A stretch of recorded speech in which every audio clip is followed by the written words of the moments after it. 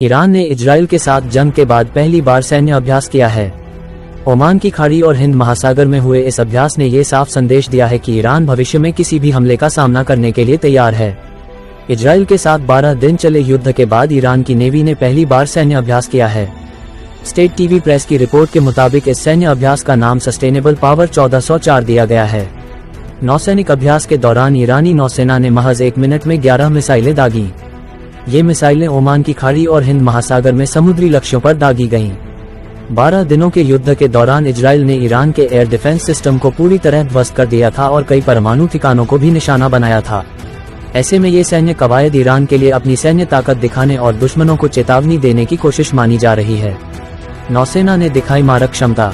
राज्य टीवी ने बताया कि ईरानी नौसेना के युद्धपोत आईआरआईएस सबलान और आईआरआईएस गनावेह ने नासिर और कादिर क्रूज मिसाइलें दागी, जो अपने लक्ष्यों पर सफलतापूर्वक लगीं। इसके अलावा तटीय बैटरियों से भी मिसाइलें छोड़ी गईं और ड्रोन के जरिए समुद्री लक्ष्यों पर हमला किया गया। नौसेना की यह कवायद ओमान की खाड़ी और उत्तरी हिंद महासागर में फैले क्षेत्र में की गई।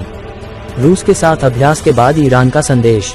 गौर करने वाली बात यह है कि पिछले महीने ही ईरान और रूस ने कसारेक्स 2025 नाम से संयुक्त अभ्यास किया था। अब ईरान ने दक्षिणी समुद्री क्षेत्र में अकेले अपनी शक्ति का प्रदर्शन किया है। विशेषज्ञों का मानना है कि यह कवायद केवल ताकत का प्रदर्शन नहीं, बल्कि इजराइल को यह संदेश है कि ईरान अब भी जवाबी हमले की स्थिति में है। परमाणु वार्ता पर ठंडा रुख। इजराइल और अमेरिका के हमलों के बाद तेहरान ने वॉशिंगटन के साथ चल रही परमाणु वार्ताओं को स्थगित कर दिया है।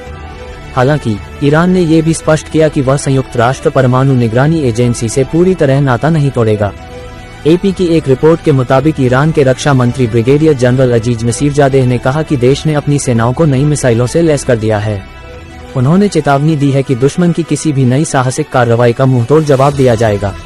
आप यहां तक सुन चुके हैं तो चैनल को लाइक और सब्सक्राइब करें और शेयर करना ना भूलें। धन्यवाद।